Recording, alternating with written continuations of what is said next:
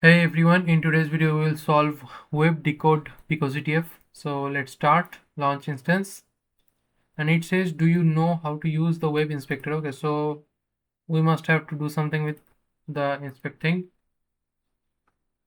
Here is the website, and what we have to do is first inspect,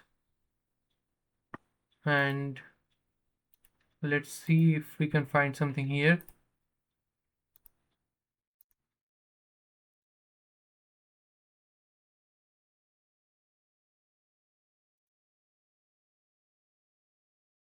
And we cannot find anything here.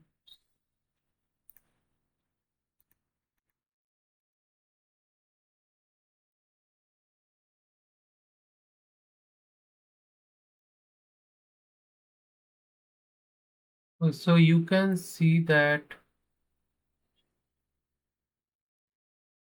So in the about page, you can see that there is something notify true. Okay, notify true. There is something string. Copy this and open your Linux terminal and try to decode that. I think this is base 64. Okay, so here you can see